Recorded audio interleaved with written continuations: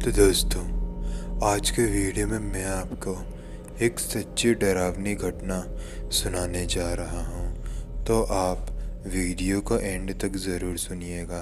ये घटना बेहद ही छोटी घटना है, लेकिन जिन्होंने भी ये घटना रेडिट पर पोस्ट की थी उनके हिसाब से ये एकदम सच्ची घटना थी। ये घटना रेडिट पर पोस्ट की गई थी रकेल नाम की एक लड़की के द्वारा। और अब आगे की कहानी मैं आपको रकेल जी के पॉइंट ऑफ व्यू से ही सुनाऊंगा। लेकिन उससे पहले, अगर आप मेरे चैनल पर नए हैं और अगर आपको हॉरर स्टोरीज़ और मिस्टीरियस स्टोरीज सुनना पसंद है तो आप कार्तिक 1 को सब्सक्राइब कर लीजिए। मेरा नाम रकेल है। आज जो घटना मैं आपको बताने जा रही हूँ वो मेरी ज़िंदगी की सबसे डरावनी घटना है। आज मैं अपनी ज़िंदगी का सबसे डरावना एक्सपीरियंस आपके साथ शेयर करने जा रही हूँ। दरअसल ये घटना मेरे साथ सन 1990 में घटा था। मैं उस वक्त एक फायर फाइटर की जॉब किया करती थी। मैं जिस फायर फाइटर के ऑफिस में काम किया करती थी उसके पास में एक पुराना स्कूल मौजूद था, जिसमें हमारे पास एक खबर आई कि आग लग गई है। और क्योंकि उस स्कूल के सबसे करीब वाला फायर स्टेशन हमारा ही था, तो बिना कुछ ज़्यादा बातचीत करे हमारी पूरी टीम अपना सारा साजो सामान लेकर उस स्कूल के पास पहुंची।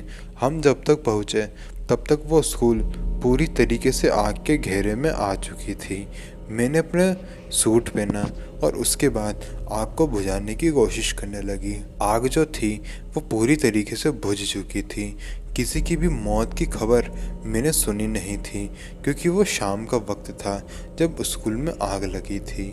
लेकिन मुझे समझ नहीं आया कि शाम के वक्त जब स्कूल में लाइट थी ही नहीं तो आखिर आग लगी कैसे। शॉर्ट सर्किट तो हो ही नहीं सकता था, क्योंकि वो पूरे एरिया में उस वक्त लाइट मौजूद ही नहीं थी। तो ये तो पॉसिबल था ही नहीं कि शॉर्ट सर्किट के वजह से आग लग गई हो। तो आग लगी कैसे, मुझे समझ में बिल्कुल भी नहीं आ रहा था। तभी मुझे स्कूल के अंदर से कुछ बच्चों के खेलने की आवाज़ सुनाई दी। मैं सोचने लगी कि आखिर इतने सारे बच्चे शाम के वक्त स्कूल में क्या कर रहे हैं। मैं उस स्कूल के अंदर गई और जिस रूम में से मुझे वह आवाज़ आ रही थी मैं उस रूम में गई। मैंने उस रूम को अच्छे से देखा, लेकिन मुझे उस रूम में कोई भी दिखाई नहीं दिया। लेकिन बच्चों की वो खेलने की आवाज़ें मुझे अभी भी सुनाई दे रही थी। फिर तभी जब मैंने पीछे पलट के देखा तो मैंने देखा कि एक बच्चा जो कि मुझसे करीबन 15 मीटर की दूरी पर खड़ा है, वो मेरी तरफ चिल्लाता हुआ भागता हुआ आया।